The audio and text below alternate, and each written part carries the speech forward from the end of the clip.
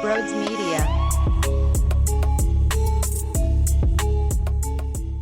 What a juicy win. What a great win for the Sixers. We're going to talk about it all. First, if you're new to the channel, make sure you hit that subscribe button down below and smash the thumbs up button as well. I love you all. Thank you so much for the support. Real quickly, if you're looking to buy tickets to go to any game, NBA, NHL, NFL, promo code BROADS at SeatGeek's checkout, $20 off. That's eliminating all those garbage fees. Don't even worry about it for 1 second. They just get eliminated. Poof, gone. With promo code BROADS, SeatGeek's checkout page. Get yourself to a game today. Lastly, TikTok at Broads Media. We're doing a lot of fun stuff over there, so check it out. With that being said, enjoy the show. What is going on, everyone? Welcome on into Sports Talk with Bros. That was a great game last night. The Sixers, Matisse Thybulle'S, that defense on Steph Curry was absolutely ridiculous. And I've been extremely hard on Matisse Thybulle'S, as I should, because you could see the difference when he was knocking down his threes and how much more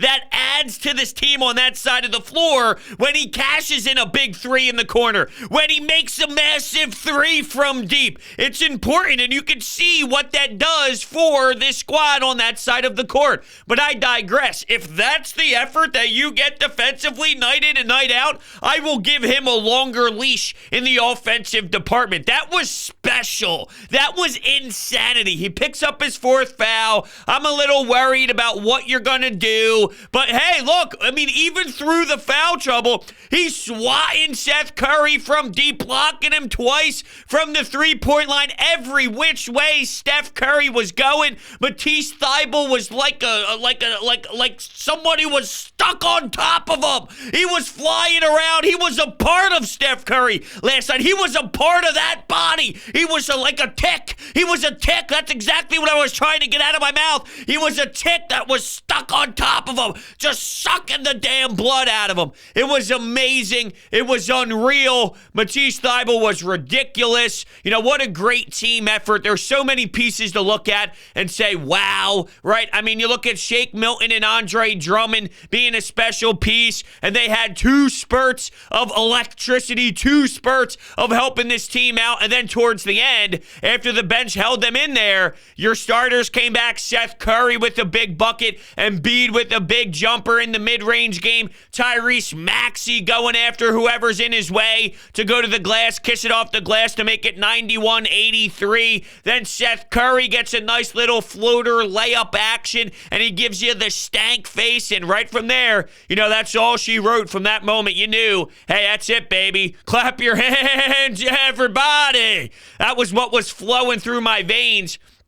Look, there's been a lot of hatred towards this team because they beat the Hornets and they beat teams that are bad, and then they lose to the Jazz, who are a good team. And I tried telling everyone, just breathe. Just breathe. You can't just say, and I know my job here on Broads Media is to have post-game reactions, but in terms of a broad conversation on who the team is, yes, I break down each game individually. But in terms of big picture conversation and changing how I feel about the team all around, when you lose to a team like the Jazz and they shot the way that they shot and Rudy Gobert had a big night, that happens. It happens, and you move on to the next game. And you beat a team like the Golden State Warriors and suffocate their number 1 player, made it extremely difficult for him. You worked on some of your defensive issues. You watched them when they went against the zone. They were stronger in that area. You have Doc Rivers pulling the right strings for starting Matisse Thybulle'S over Danny Green. There were a lot of areas where you could look at Doc Rivers and said, A-plus job last night.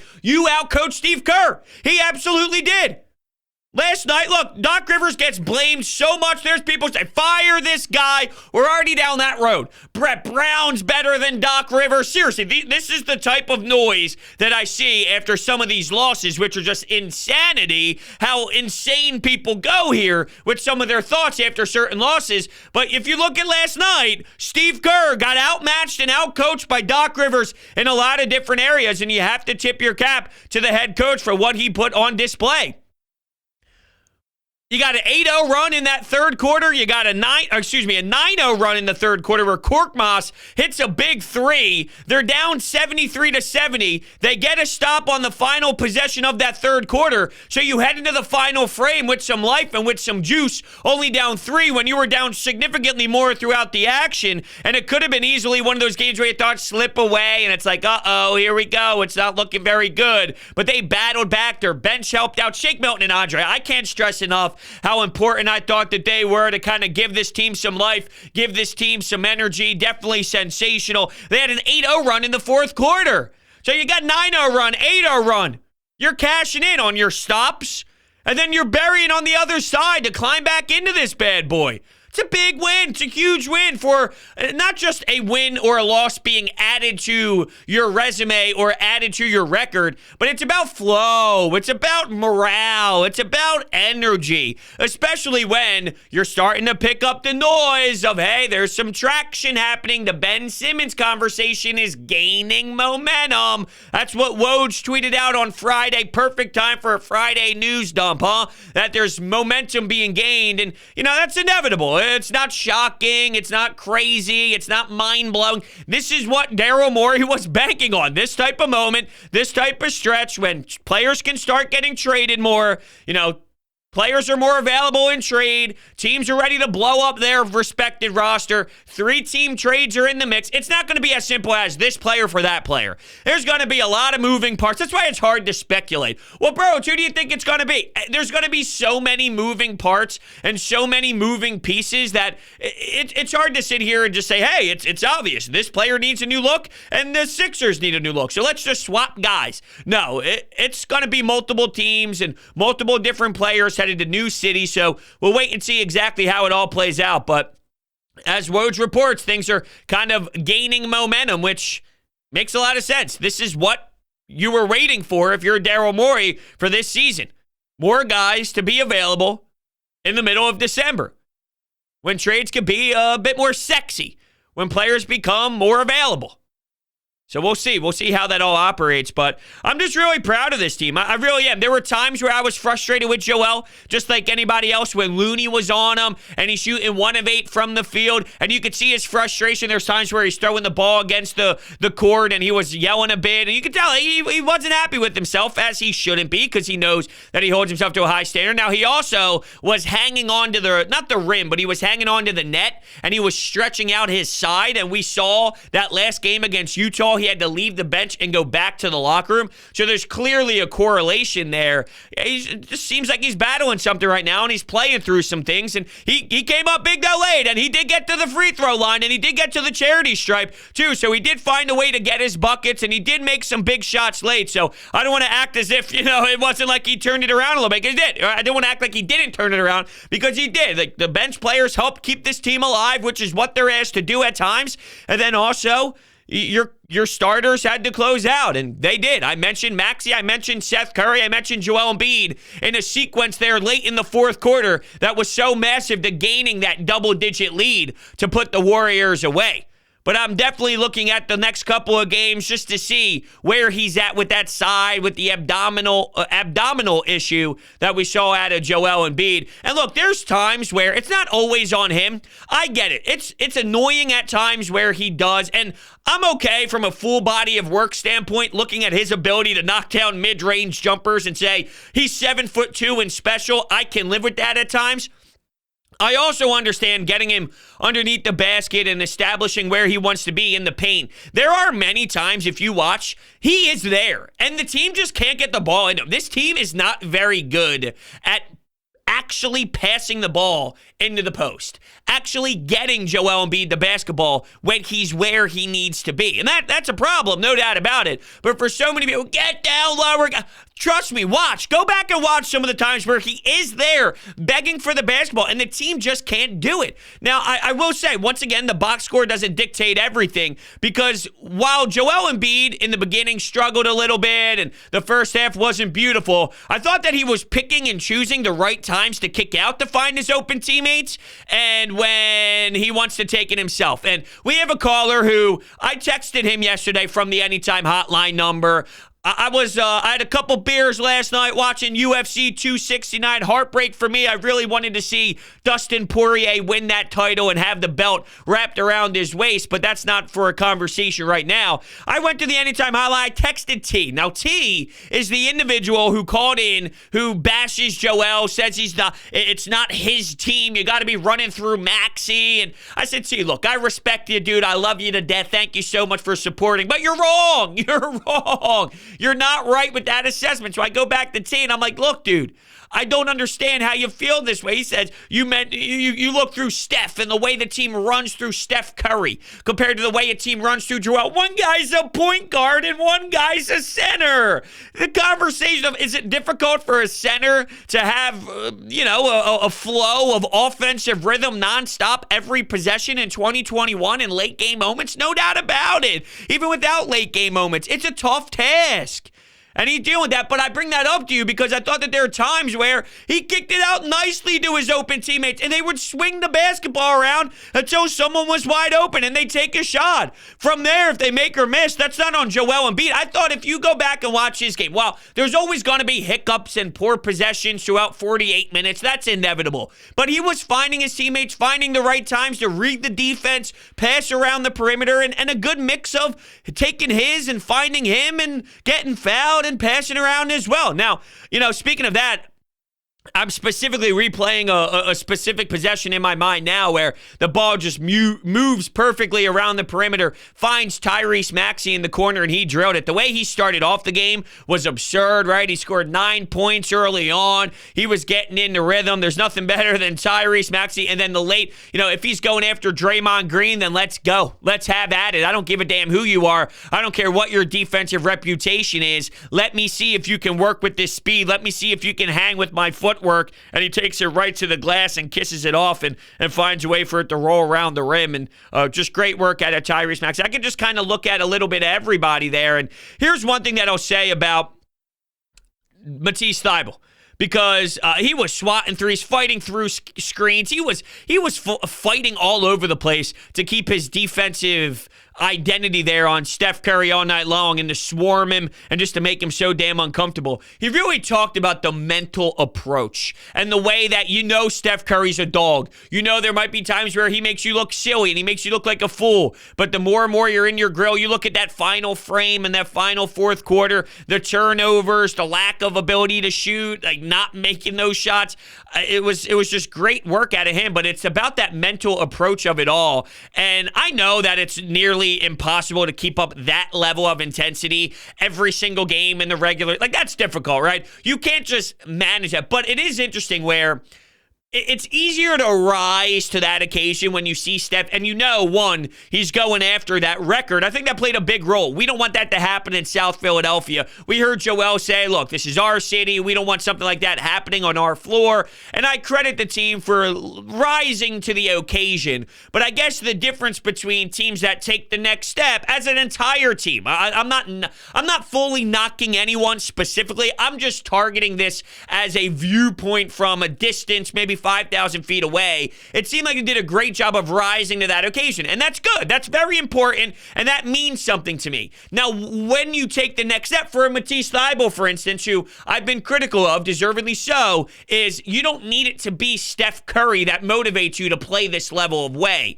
You do it internally. You dig deep, and that's a part of your lifestyle no matter what. And I thought the reason why maybe he did have some of the success shooting the threes from distance is because he was so locked in. He was so focused. He knew he was so ready and determined to be such a force on that defensive end that it naturally and organically took into his confidence and swag a bit on the offensive side. So my point is, for Matisse Thybulle'S moving forward, not that, hey, over 82 games, you need to play this way 82 games. It's just impossible. That's such a high level play. But let's use that knowledge to your advantage, and let's get more of that, because that, even though he gets you blocks and steals and this and that, it's less about the actual statistics and more about just the style of play and what you witnessed and how hard Steph Curry had to work and how obnoxiously uncomfortable he was, and just in his grill, he was a pest, he was a bee just buzzing around his ear nonstop. It was less about what the box score says and more about just the flow of the Warriors Warriors offense. Jordan Poole had some moments where he was knocking down shots and he was feeling himself. And I'm not going to lie, I think on any given night, just like the Jazz had their night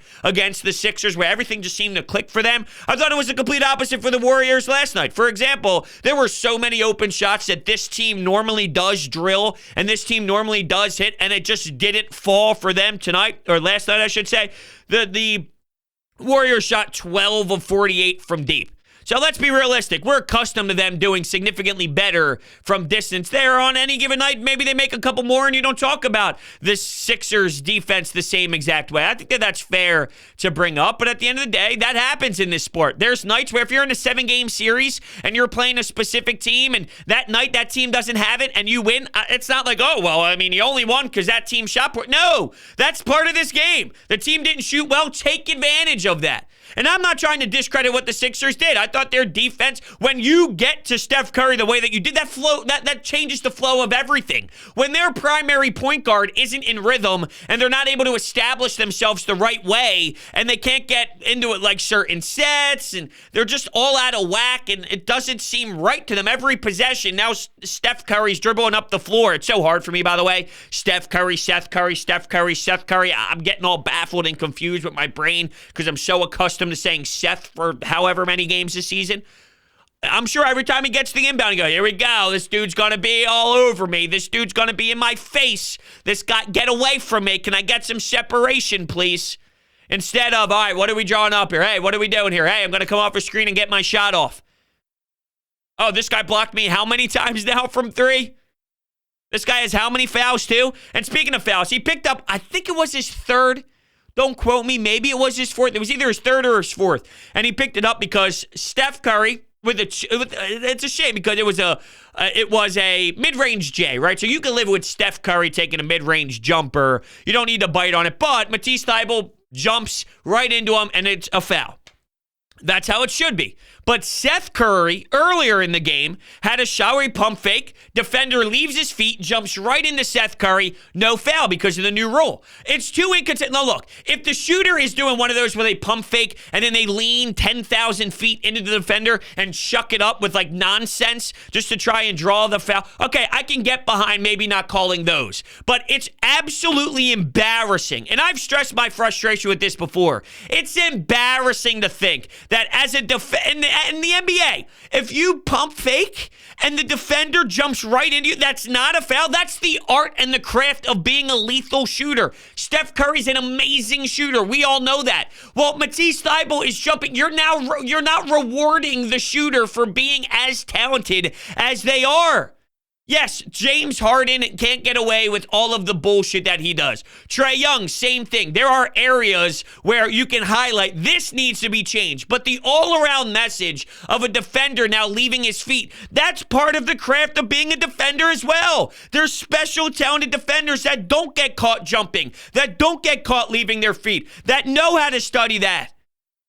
It's like all out the window now. One side, it's not a foul. The other side, it is a foul. That's a joke. It's a horrible way. It should not be no call. It should be a foul. I hate it. But now the rules are so up in the air. And there's not a consistent message on it. It's brutal. What else is brutal? Let's see here. The team's pretty bad on the glass. This Sixers team with Andre Drummond and Joel, they're bad on the glass. Bothers me. Does. They shouldn't be this bad on the glass at times. Now, Tobias, I used to look at as someone I could rely on to grab some boards for you. I think Toby's just off, man. Toby is... They got to find a way to get him going more. They do. They got to find ways to get him looking better. And before you tell me, Broads, he's terrible, he's never going to get better, I'll stay back to this. He's better than this. I'm telling you, he's better than this. Better than this. I think Danny's better than this. I like Danny in a bench role more than I like starting rotation role. It worked against this team. If Matisse Thybulle plays this way, you could start him all the time. There's plenty of games where his offensive inability and the lack of defense at times. I've scratched my head a few times with Matisse on the defensive end too. You know, I mean, if he plays this way, yes, he can start every game. If he plays like he's played majority of this season, then no, you can't play with Matisse Thybulle in the starting rotation, and then you're kind of handcuffed. So we'll see how Doc Rivers elects to move forward with this all around. But just because of one game, I can't now say this is the way to go forever. It's the way to go maybe for the short term, and let's see how it works against, Memphis on Monday, and then the Heat on Wednesday, which will be fun. They have a back-to-back, Heat and then Nets. Heat's at home, Nets on the road. That'll be fun this upcoming week. So definitely some, was that 3 games? And then they play, that would be next Sunday, so that's the following week. They got 3 games this week, Monday, Wednesday, Thursday. So I'm really looking forward to seeing what they do here as they continue to, to mess around with that starting rotation, and the whole Ben Simmons thing's going to continue, so it'll be fascinating. What else is fascinating is Winview. Winview is the nation's leading sports predictor, allowing you to compete in pregame or live contests against other people, not the house. So basically, you answer 8 questions about each game before it begins or even during the game while you're watching the game to take your viewing experience to the next level. You can play for free or for real money against your friends, family. You can make a league. You can play against other people while watching games on Sunday, Monday night football, basketball games, you name it. It's so much fun. Don't worry about getting fleeced by the house and studying trends for the over-under or studying, what this team was against the spread, this and that. Forget all of it. All you need to do, answer questions about the game. If you're right, you cash out and money is going right into your pocket. I'm addicted. It's like TikTok, nonstop scrolling. I'm literally scrolling 3 hours a day, and the beautiful part about it, I keep scrolling because I keep winning. It's really simple. It's really basic. Answer the questions about the game. Winview.tv/Broads. If you are correct, you win money. It's nonstop. Thank God it's the Christmas time, and my fiance is going to have a nice, beautiful Christmas under the tree, all because of the money that I'm winning day in and day out on Winview. Winview.tv/Broads. They have a deposit bonus right now. They're doubling your deposit bonus up to $100. They have a promo, with your deposit bonus. For all first-time users, if you spend $50, you'll get $100. If you spend $100, you'll get $200. This is the perfect bonus to take advantage of during the holiday season. Winview.tv/Broads. Okay, let's listen to you out there, the Anytime Hotline. This is your reaction after the game. If you don't know about it, 856-442-9805. That's the phone number. It's a voicemail box set up. You can call in at any time after the game, during the game, you name it, so we can hear your raw reaction, and we'll talk about it here on the show. So let's do that right now. Here we go. This is your boy reporting live from the Wells Fargo Center. What a fourth quarter indeed it was. Great defense by the Sixers holding Steph Curry to under 30. First point of order. The refs can go fuck themselves. Oh my God, are they big ass pansies. Some of these calls are bullshit. But it was great to see in that fourth quarter. We finally hit some threes. Embiid came alive. Played some big time bully basketball at the end. And what a victory. So glad they got this. Can't wait for the next one. Yeah, it was a big win. It really was. There's doubters right now saying this team's brutal, this team's awful, this team's pathetic. No, they're not. They're not an NBA Finals team. They're not a team that's just built to go win the championship right now, but they're not as bad. Even with their flaws and with their big black cloud, that big storm cloud that's following this organization right now based off of the circumstances that they're in, because Mr. 2-5 doesn't want to compete and he's soft as hell and he doesn't want to be an athlete with fire under his ass. Instead, he wants to be a baby and get fined $7 million because he's a fraud and he's a joke of an athlete and he's the absolute worst. He is the complete opposite of what a competitor is supposed to be about. But because of all that, yeah, they're going to fall and they're not going to be as strong as maybe we would like. But they're still not as bad. They have some wins against Chicago. They have a win against Golden State now. They're a little bit above 500 and they haven't been able to play with their full team for a large part of this season. Do not forget that. This team would be probably better than where they are right now if they didn't have to play X amount of games on the road, go through this tough road stretch without Joel, without Tobias, without Danny, without Isaiah Joe, without 4 or 5 guys, and you're running up and down the floor with Paul Reeds and Furkan Korkmaz starting 30 minutes. So their full record doesn't dictate. If they gain 2 or 3 more wins throughout that ugly stretch where they went something along the lines of 2-7, 2 of 8, 2 of 9, whatever it was, and they had 4 wins or 5 wins instead of 2. Now you're way higher up in terms of 5. You're not flirting around 500 as much. You're way higher than that. So, just breathe a little bit. This team has fight in them. They have dog in it. They're going to have off nights, all right? They're not a perfect brand of basketball. They're not complete. They have issues. They have flaws. But as you can see, they can show that there's nights where they're with the best. There's nights where they can do some things that not a lot of teams can do. What type of teams can do that to Steph Curry, right? So that's something unique that the Sixers have in their repertoire. It's about getting that out of them more, though. It's about getting that out of Matisse Thybulle'S more on a more of a consistent basis, but it's there, and it's figuring out this new identity and a new look this year with everything that's played out around them. Talking about the refs, so there was the technical on Joel, one of the worst technical fouls I've ever seen. There was a play where Danny Green went up for a block. I forget who went up and rose to do the dunk in that spot there. The name is escaping me, but clearly separation with the forearm and created the separation as they were going up. Probably should have been an offensive foul. So, yes, another game and another scenario where you can scream as loud as you want about the brutal referees and the disturbance that was watching them do their job. And do their job is in air quotes here. Do their job. More like fuck up the whole time. What's next? Oh, sorry. I hit the same call again. What's next? Hey, bros. Yeah, man, I'm just calling. Look, my name's T from South Philly, man.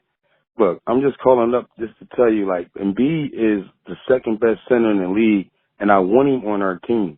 I'm not saying he can't score and he's not good. I'm just saying he got to understand that the team is just not his, bro. It's like it don't gotta go through him. Doc, what are you doing by keep on running the play through him all the time? If you look at people's body language, you see people when they give him the ball, they go ahead, man, go ahead, you do your thing, go ahead, man. Every time he got his hands out, he always, when people shoot, he always throwing his arms, flailing. That matters, man, to people. And people don't understand that, but it does. And he got that a lot. And I was mad at Ben Simmons because Ben Simmons is weak. But that's the reason why Ben Simmons was extra weak, because he realized he got a dude like that on his team. That's why they always clash. And the only person that he respected was the adult in the room, Jimmy Butler, the person that was going to demand that I'm going to do what I'm going to do. And he accepted it. That's all I'm saying. He got to understand that you not Jimmy Butler, dog. You not that dude. So when we do get a Damian Lillard or somebody like that that can take the ball over, in the fourth quarter, then that's when Joel will be going to be cool and happy, because now he got that person that he can just rely on and get a ball to and all that pressure on him. But when the pressure's on him, he's not ready for it. T, you're killing me, man. T's calling every single day. So your point is, if Joel Embiid as a center in 2021 is surrounded by Matisse Thybulle'S, Furkan Korkmaz, Niang, Seth Curry, there's a difficult time for him to close out games when defenses can easily live with double teaming him and making his night a living hell because surrounding him isn't a Damian Lillard. Yeah, that's how this league works. It's not really rocket science. And to say, why is Doc Rivers running the offense through Joel Embiid? Because he's your best important player. He was literally runner-up to MVP last year. He could have won the MVP of the entire league. Why wouldn't an NBA head coach run through their best player? And why is he flailing his arms up? That's why he gets to the charity stripe.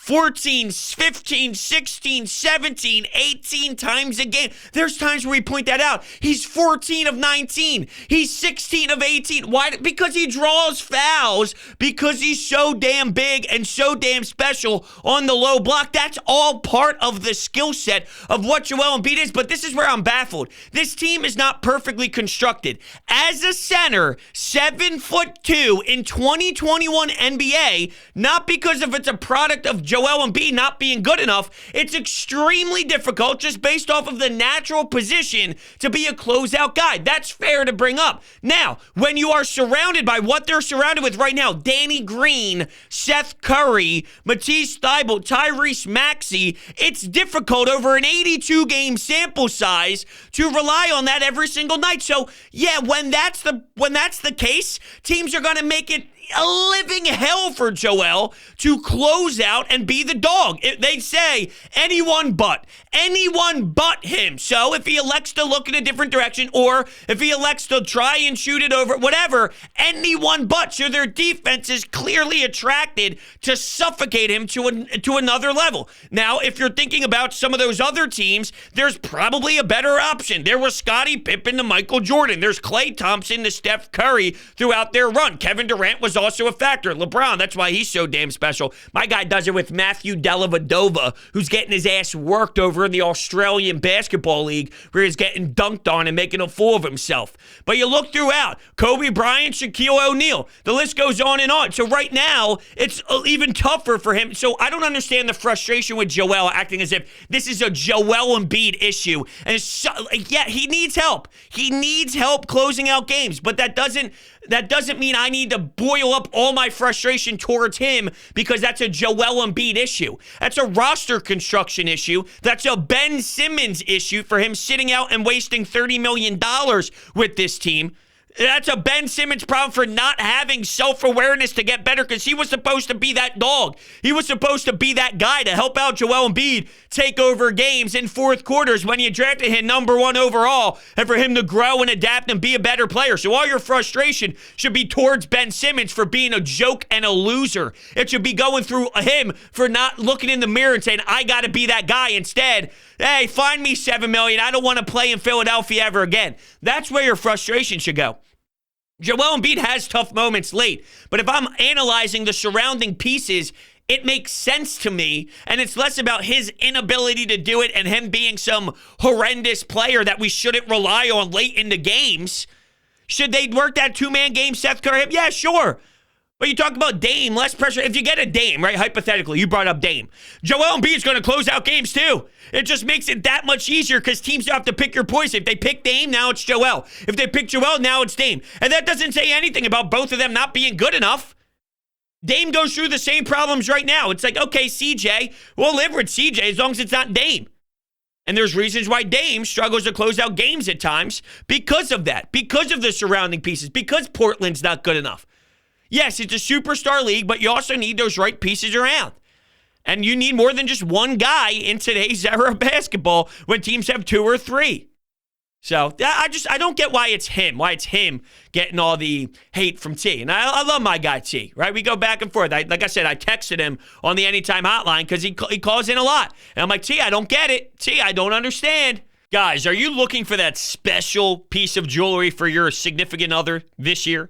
DeSimone Jewelers is such a great place to go. I got my fiance's engagement ring from them, and I keep going back, whether it's for her birthday, Valentine's Day, other sorts of holidays, you name it. They're a family-owned business located in Haddonfield, New Jersey, previously in Jewelers Row. Will, Lou, Nick, and Mike, they will take care of you. They work with you to get the best design at the most reasonable price you will find in the entire market. They provide custom jewelry design, jewelry repairs, appraisals, diamond settings, and so much more. So you can check out their information, DeSimoneJewelers.com, down below in the bio, and you can tell them that Broad sent you. They will absolutely hook you up. When I tell you they are the best in the business, they really are. They educate you. They care about you. They're passionate. As much as we scream about Philadelphia sports, they care about jewelry to the same degree. I promise you, there's no better place to go than DeSimone Jewelers. Check them out. Tell them Broad sent you. We're going to shut things down here. I can't wait to see how they continue this little play here against Memphis. If they can keep things rolling here, get another win, that would be great. I want to thank everybody so much for listening to this episode of Sports Talk with Broads, and I will see you next time.